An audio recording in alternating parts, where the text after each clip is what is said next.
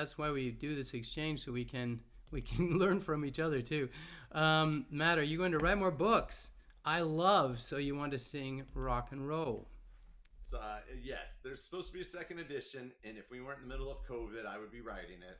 It's not happening right now. But I'm going to do, there's a lot of things I want to just kind of clarify and rework in that book. And so I'm going to do that.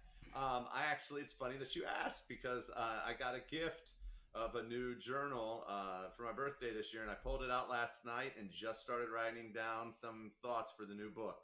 And it's going to be a very different book than So You Sing Rock and Roll. It's going to be all about story and connecting your voice, and it may have video to it. So it's going to take a couple years. Let me get through it. I got a 3-year-old and an 8-year-old, so we're going to get there. The last book, I had an 8-month-old. I was able to get there a lot easier. You could at least put a pacifier in with one hand and type with the other, but I can't play Minecraft with one hand and type with the other. So it's going to take some time, I have a feeling.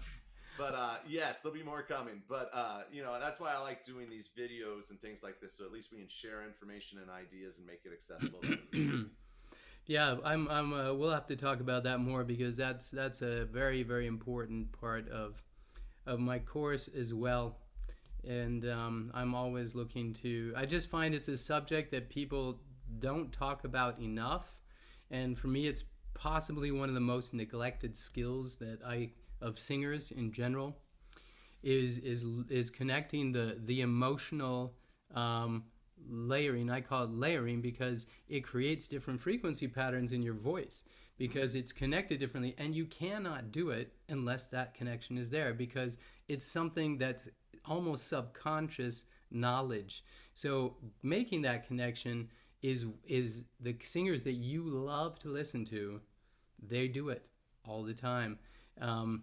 So I'm excited about that, Matt. We'll have to look into that. And I think it's important is that as much as I love to geek out like we are right now, but at the end of the day, you'll find, like, for the students who do work with me, after we've geeked out for the first couple months, I'm saying things like, who are you talking to? Would you really yell at the person in this situation? Why are we yelling? And then they make a change, and then when they make a change, they go, good, that's your mix. Your mix is really coming along. Or we go, oh, your mix is really struggling. Well, let's figure that out. But we definitely eventually, don't, as much as when I love to give these talks and we get super technical, I just always want to remind singers, don't get me wrong, art's what's most important. I just happen to believe that once you master your body, you don't have to think about it so much anymore, so art can lead the way. And I feel like we've shied away from science because we were afraid of it instead of looking at how it could make us better. Amen to that. Amen to that. It's so true. We've had both spectrums, but there's